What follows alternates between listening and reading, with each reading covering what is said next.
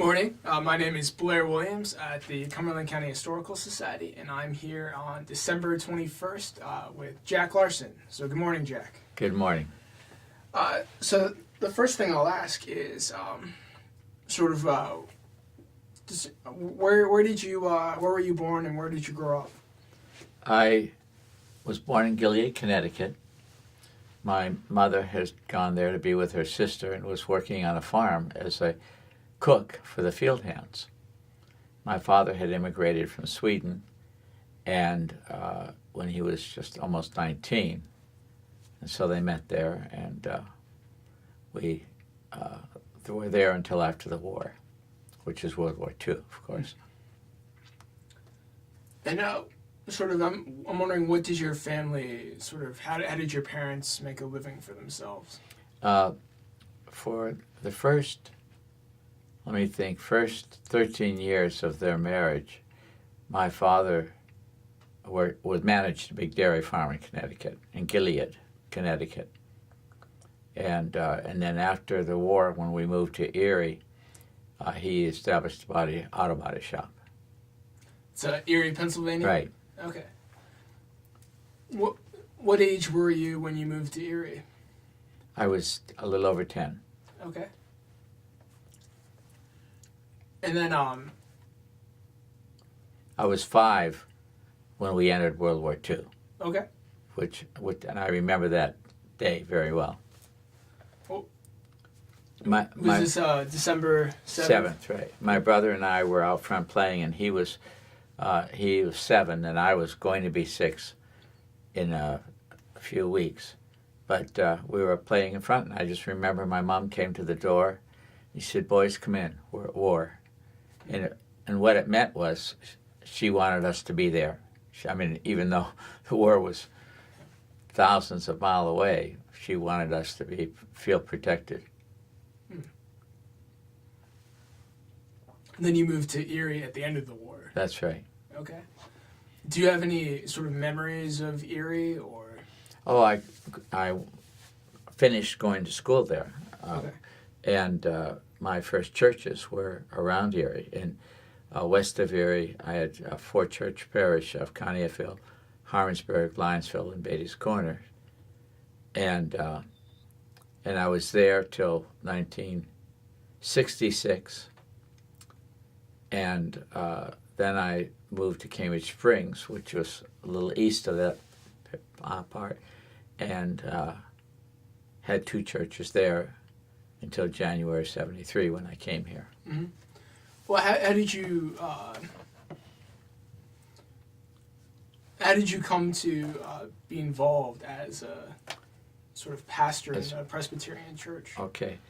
Well, I knew I wanted to be a pastor since 7th grade. Okay. I never changed my mind. Now, my viewpoints have changed a lot. But I felt the call in 7th grade, and it was very strong. And the church was obviously very happy. And my dad was, I think, particularly happy too. But my mom insisted I go away to school, to Grove City, which was an hour and some away. Because she said, "Your dad is a very practical person, but he'll think that, you can study for 3-4 hours a day, and then you can work the rest of the time." Because he was 6th grade when he left school, and my mother was 6th grade. But he was they were both very bright. Mm-hmm. My father was the one who corrected my grammar, even though he didn't know a word of English when he came here, and very insistent on courtesy. My mother was the 3rd of 10 living children, and so my uncle was in my grade in school, and my aunt was a grade ahead of us, and then my brother a grade ahead of her. And Uncle Dave had, I think, 4 nephews and nieces who were older than he. But I always had to call him Uncle Dave. I called him that in school, and Aunt Norma in school. It was the old European influence. And it was okay. It was fun, actually. And then at Grove City, did you feel like you came into your own in terms of sort of that, I guess, educational underpinning, or? Yeah. I was the first of all the grandchildren to go to school. And my parents never emphasized grades. My dad expected good grades. The one time he said anything about grades was in my senior year in high school, and I got 2 C's, I think, on my report card. And up to that point, it had been all A's and B's. And he just said, I think it was better when you went to school for a half day then, because the first half of the school year we were half days because there wasn't enough room while they were building a new school. So, but going to Grove City was my first surge into independence. And my first year home, first summer home, was difficult to return to someone else's authority. When did you graduate from Grove City? 1958. And then how long afterwards did it take to sort of find a position? Well, then I went to seminary Okay. in Princeton, New Jersey, and I graduated from there in 61.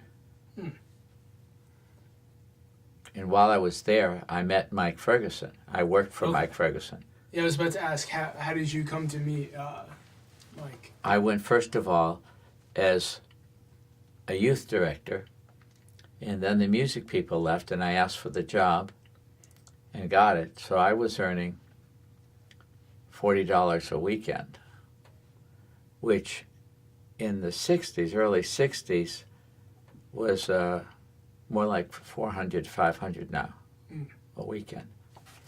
But it put me through school. And this was at Princeton? That's right. Was this at like a local church, or? Was a church southwest of Princeton, Okay. about near Philadelphia. And the church was a medium-sized Presbyterian church. And Mike was a very popular and well-liked pastor there, as he was in Carlisle here. And then after you graduated from Princeton in 61, you said you came back sort of to the Erie region. Yes, I had the 4 churches. Was that with Mike, or is that kind of No, on no, your that own, was or with alone. other? Okay. I was alone. Hard work. Yeah. 4 churches, and I was doing 6 choirs and 6 youth groups. I was pretty stupid at that time, I think, not to insist on more help. You were young, so. That's right. Lessons from your youth, I suppose. That's right. I haven't still learned much about saying no. Yeah. Well, that's why you're here today. That's so I can't complain. Well, but I'm glad to be here. So you came to Carlisle in '73. Right. Was that your first time sort of reuniting with Mike Ferguson? We kept in contact. Okay. And he always said that if I get a music director, I want you to come because I want a pastoral viewpoint of music. I don't want just a musician. I want someone who looks at music from a pastoral perspective. I'm wondering, I mean, could you sort of explain that philosophy a little bit? Well, in other words, the concept was not to emphasize just having a good music program. The constant emphasis was to have a Christian-based music program and to be understanding of people from that perspective, rather than just saying, we want this good quality, we want Bach, we want Mendelssohn, we want, Buxtehude, and I love to play, but I don't really like to listen to very much. It's kind of boring, but it's fun to play. And I don't mean it's boring, but I don't like to go to organ concerts where there are 4 Bach pieces. That's a great inducer for me to fall asleep. Well, I should ask this. So what was your sort of musical background? Actually, most of my musical background was based on my piano teacher. I begged to take piano lessons, and my parents invested $15 in a piano, and that was the end of my support. They were not against it, but then I went, and my piano teacher was very, very good and very patient. She was a strong leader in our church. But I just had a tremendous desire to play. We had a breezeway between the garage and the rest of the house, which was unheated, and the piano was out there. So I would practice out there in the winter, and Erie winters are bad, until my fingers got too cold, and I'd go in and warm up and then go back and practice. I just really loved it. And then I had a semester of organ and a year of voice and directing at Grove City. And then most of the other stuff I just picked up. Was that what you focused on as sort of the music director? What was the organ and piano, or? In Carlisle, that was a major responsibility. But when I came to Carlisle, there were 3 of us, plus a half-time secretary. Now there are 9, I think. And that sounds as if I'm being critical about what goes on in the church. But the truth is, back then, mothers didn't work. So we had so much volunteer help and investment of their time. And that's, 45, 50 years ago. Mothers didn't need to work the way they do now. The college expenses were. I got out of college and seminary with a $500 debt, which is nothing now. Yeah. And my parents really were not in a position to help me. So, but I interviewed Betty Gardner, I think, a couple weeks ago. Right. She mentioned that the same thing, where she and sort of her generation volunteered because they had more time. That's right. So, yeah. Were you able to sort of combine you mentioned that in sort of Princeton, you were both the music director and sort of the youth leader. I'm wondering, were those related in your mind, or were they very distinct things that you kind of just happened to both? It happened there because I just needed a person. Yeah. And when I got into the ministry, it meant that music was a big part of the youth ministry for me. I mean, I got a lot of kids involved in music. And in fact, in my second parish in Cambridge Springs, we had what then was called a folk singing group of 15 young people or so. We did all types of folk music with Christian emphasis. It could be secular music, but we would use it. But that's how I tied the kids together, and they were at my house all the time. I'd come home from church, and then they'd come at 2, and I might go to another church at 4, but they just stayed till 8 or 9 or 10, and I'd fall asleep, and they went home. But and then when I came to Carlisle, Mike and Al and Al was half-time Christian ed director, half-time sexton, and Mike was the senior pastor, and I was associate. But we just did the youth work together, and we did most things together. And we did a lot of musicals together. Just to clarify, this is Al Spears? Al Spears, Okay. That's right. Yep. Yeah, I also spoke with him. He was Yes. a fun guy to talk to. Oh, he knows everybody. He'll find someone he'll find someone in your family that he knows somewhere along the line. Maybe. Yeah, it might be a little tough being from New England, but Yes. I'm wondering. So, after you came to Carlisle, was the church still in downtown? No, the church had just moved in summer of 71, I think it was. Okay. And then I came January 73. What were your thoughts about seeing the church that at that time was relatively new? Yeah, it was very new. It was very exciting. I went to the old church, and I thought it was one of the most dismal buildings I'd ever seen, but I had no memories associated with it. Mm-hmm. I had no ties. Because I came here for Mike's installation in 1965. So, and I remember just thinking how dreary it looked. And the new church was just, a whole new thing. It was not everybody liked it. I've heard it referred to as a sewage disposal looking plant. But it's a wonderful facility. Yeah. I'm wondering if there are any moments or experiences that stand out in those early years after you came to Carlisle.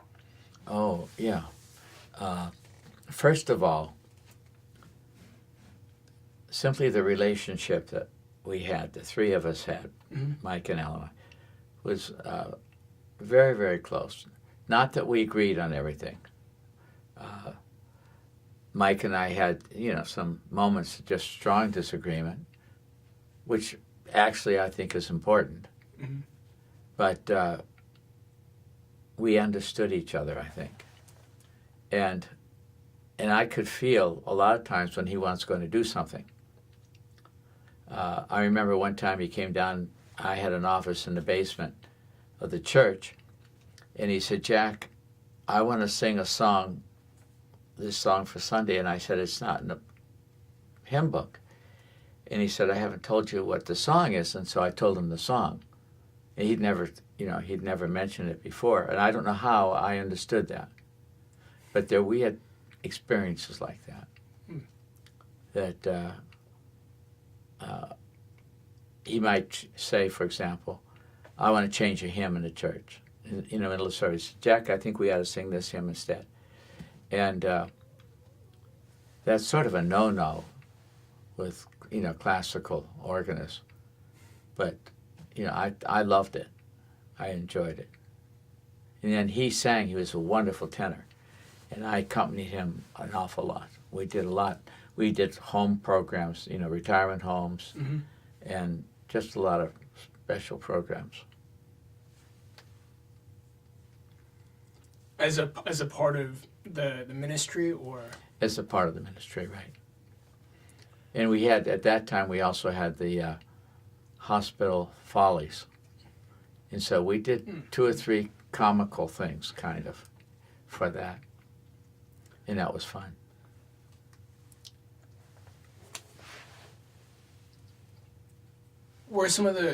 Did you collaborate with other local churches for some of these outreach activities, or was it mainly just an initiative of Second Press? Mostly it was just our church. Now, we would collaborate, for example, with combined services for special events, that type of thing. But there was not a lot of, combined ministries at that time. And I really appreciate the fact, for example, that Jeff now and others in the church really want to reach out in ministries. And in fact, we have done a lot at Hope Station, and then we have a strong relationship with a Honduran work group who are in Aspers.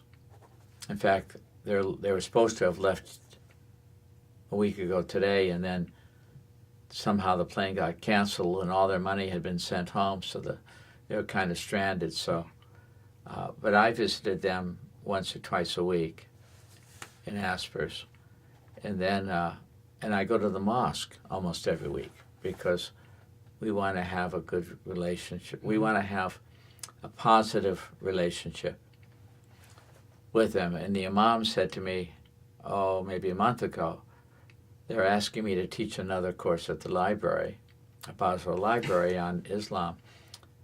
But he said, I won't do it unless you come and share that with me. And I'm kind of excited. Not kind of, I'm very excited about doing that. And we've become very close friends. He's a young guy. He's only 30, 31, but he tolerates older people, I guess.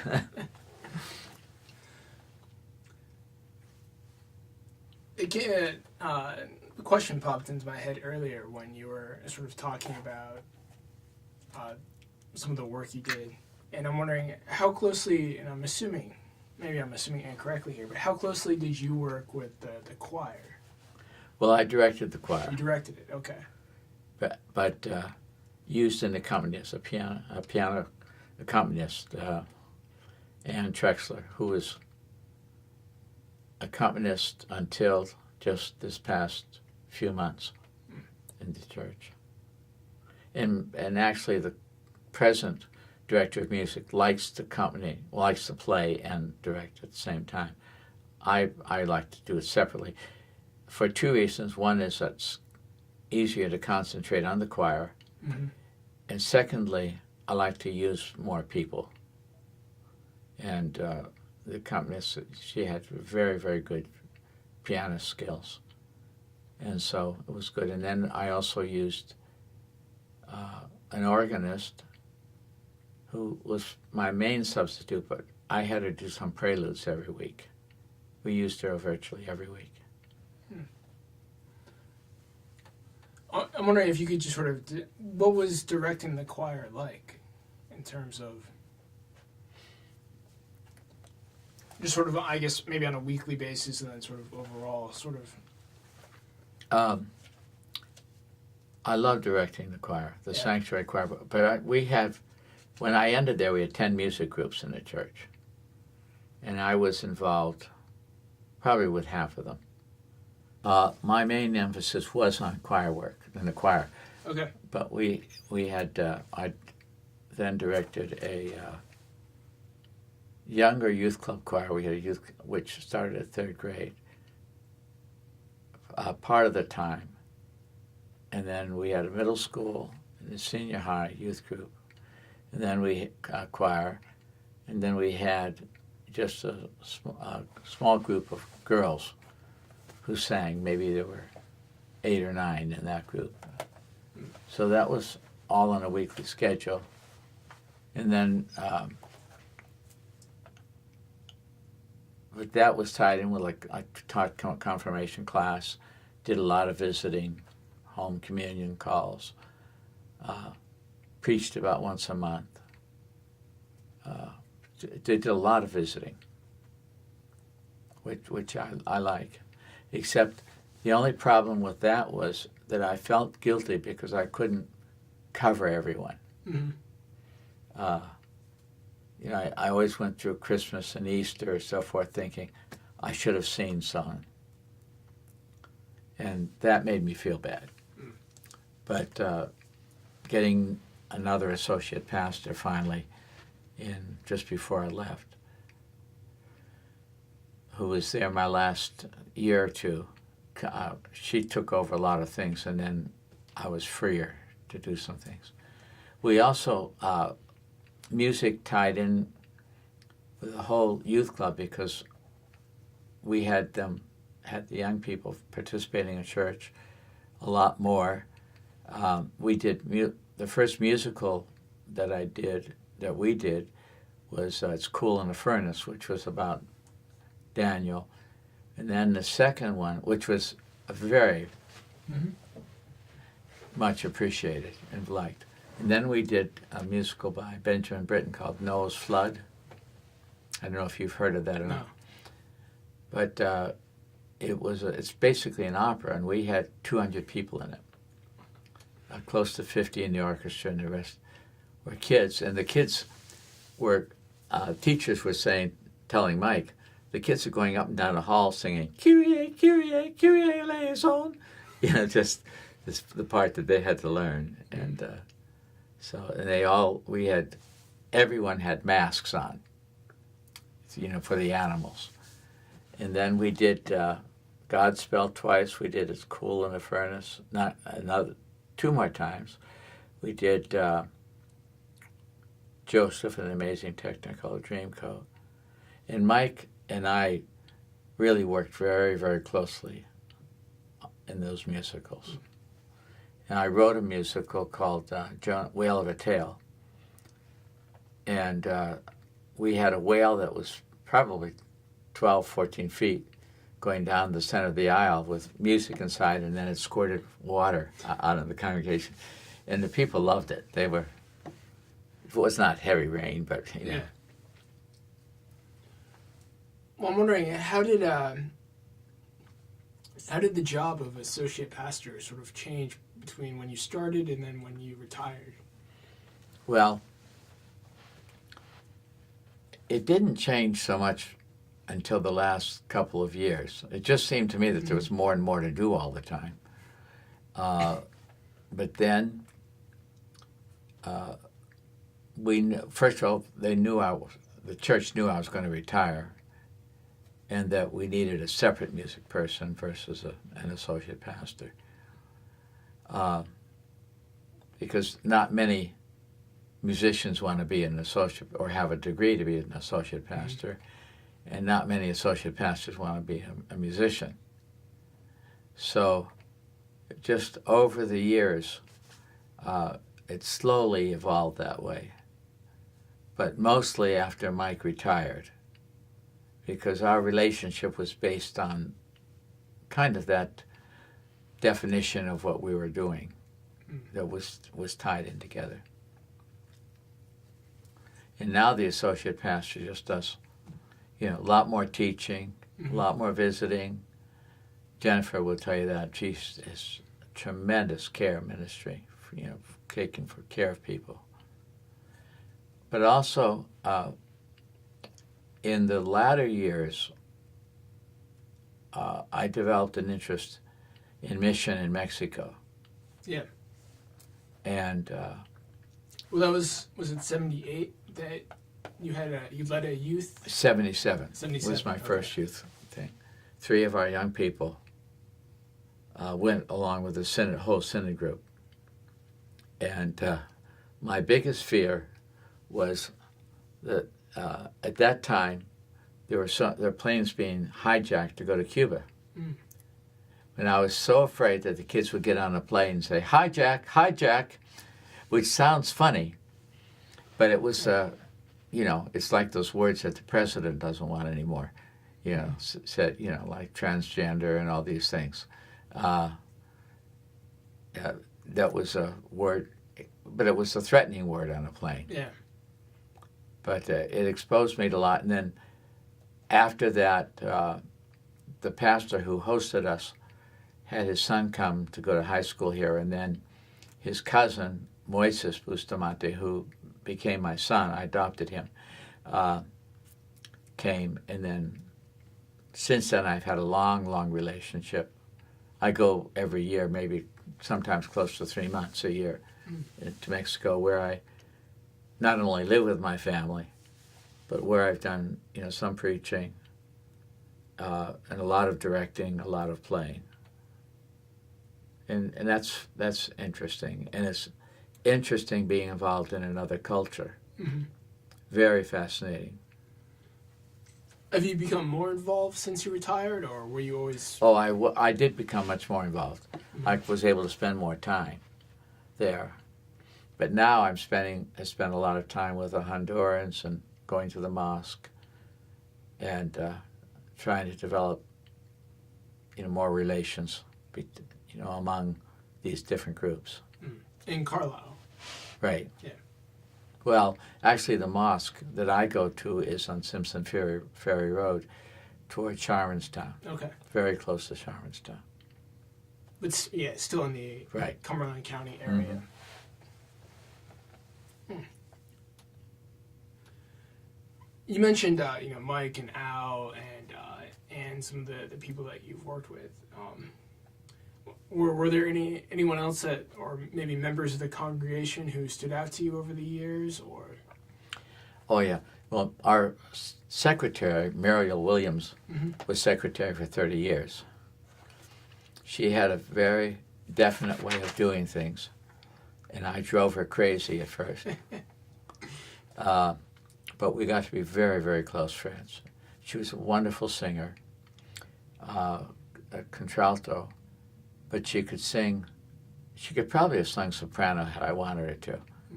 But she was very, very proper. She was very British. And then we had in the choir a lady named May Spang, who was a professor at Messiah in music. She also was a wonderful singer and a wonderful player, both on piano.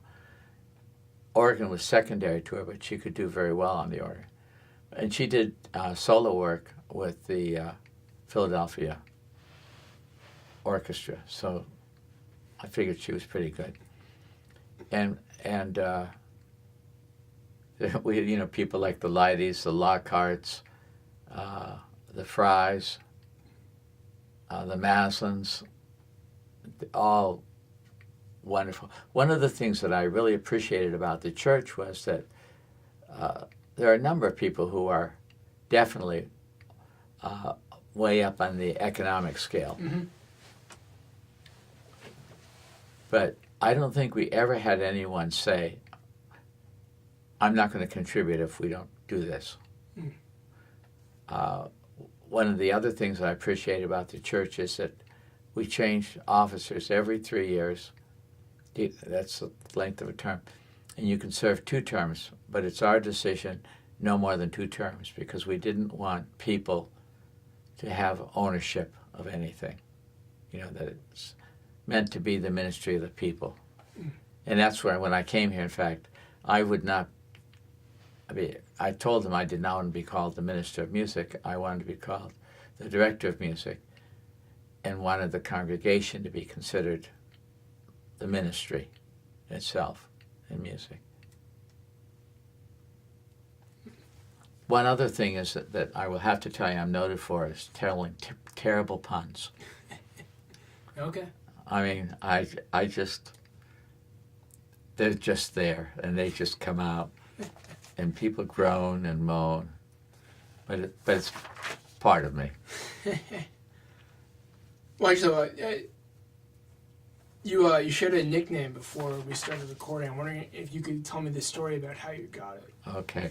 This was from my first youth group, and it was the Conneauttville young people calling me the Parson Larson, the sinister minister, not because I'm sinister, but because it rhymes. Yeah. And I remember one Sunday, my parents came to church, and they really cracked up because I was preaching a sermon on James and John, and it was on the bulletin board, Sons of Thunder, featuring Parson Larson. And my dad just cracked up on that one. Thought that was funny. But always had a wonderful relationship with, well, virtually all ages, but young people. And Mike was very, very good with youth work. And so that was just exciting. You mentioned early on that you knew you wanted to be a pastor since you were 12 or 13, 7th grade. Right. I'm wondering how has your sort of faith journey influenced your life over the years since that early point?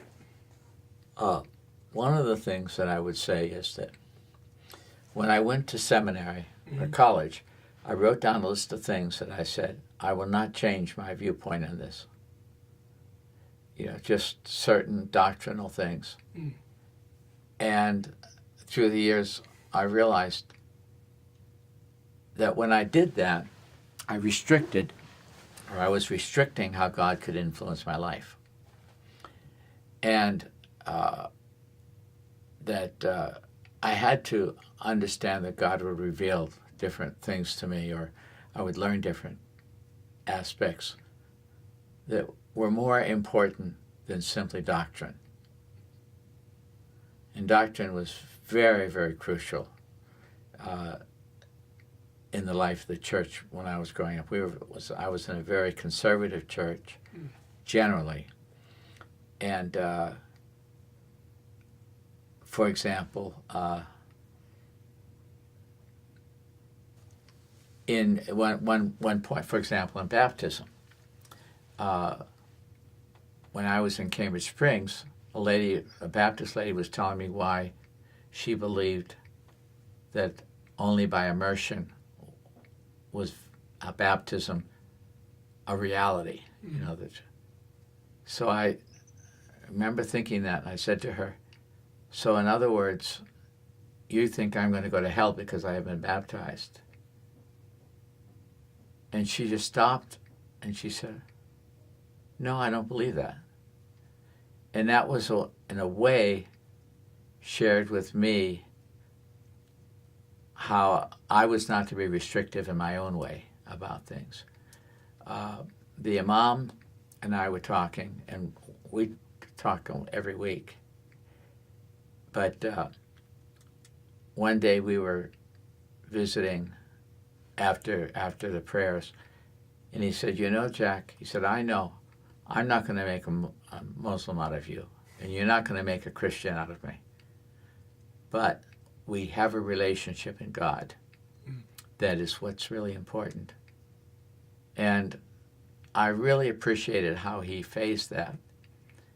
And so one day we drove to Erie. I can almost say we flew to Erie because he drove my car, and I looked over at one point, and it was going 98 miles an hour on the turnpike, which caused me to shudder. And he did slow down to 90s, I think. But anyway, on the way back, he was asking me about my viewpoint of, the Muslim faith. And I said, it's not my position to judge Muslims and say whether the faith is right or wrong. I have to leave that to God. That's not my decision. And I said, but what my decision is about your faith is this, is that I go to the mosque every week. Your people are very kind and good to me. We have a good relationship. And I think that the relationship is far more important than the theological differences. And he stopped and he said, that's just what I needed to hear, or something along that line. And so in a couple of weeks, in January, we are hoping that 40 or 50 of them will come to our church service, and we'll feed them a meal. And then I've taken people over to their services too. And I would say that's how I've changed, in the fact that I'm not as... I think I deal more with fundamental truths, but I'm not a fundamentalist in the sense. Do you know what I mean? Yeah. I believe in the way God has revealed him or herself, as some people say, to me in the Trinity. And I think I experienced the Trinity through an event. But I also know that I cannot say that what Imam Jamal experiences is not legitimate either. I just think that we are moving toward a closed society in so many ways, a restricted way of thinking, but also there are so many people who want to be open and want to receive, not just what other faiths have, but to be in fellowship and communion with them. And that has become more and more important. In the same way in Mexico. Now, I really, in all honesty, like to go to the Mass more than I do to the Protestant churches, because the Protestant churches have a tendency to preach a very good 10-minute sermon in 40 minutes. And there's so much. And in the Roman Catholic Church, they're very critical, very demanding of pastors, very critical. And I'm sure that Roman Catholics have a lot of expectations too. But yet, when I go to the Mass, in the middle of the Mass, when the host is raised, and you can just feel that the emphasis to them is that Christ is present. And I don't always get that sense in the Protestant church in Mexico. They won't permit a cross on the wall, for example, because they feel that's idolatry. And so I really have tremendous appreciation for relationship with other faiths and my son's whole family is Roman Catholic except for him, but he goes, and that relationship to them is much more important than saying I'm a Presbyterian or I'm a Roman Catholic. Well, I know you have to be somewhere soon, but let me just ask quickly, is there anything that I missed that I should have asked and didn't, or that you want to mention here? No, I think there are things that I'll think about in about 5 minutes. Sure. But anyway, I'm a believer in time restraints. Yeah. When I had my session meetings back in northwestern Pennsylvania, when I just went back there in 2002 after I retired from here to my first churches. I had the session meetings in the manse where I lived. First of all, because I hated heating the churches for a small meeting. But I got them there, and I would say, right at the very beginning, we'll meet at 7, we're done at 8:15. I will serve you. And I would, Mrs. Smith and I would make apple pie and mince pie or pumpkin pie. I had 2 different types of pie and ice cream, coffee, tea, chocolate, whatever they wanted. And we served that then at 8:15. I said, if you want to talk more, you can talk after that. So I sort of think, you've given me an hour of your time, and I hate to take any more. No. Well, you gave me an hour of your time, so. Well, thank you. Thank you so much for coming in today. It was a pleasure. Thank you. It was a pleasure for me.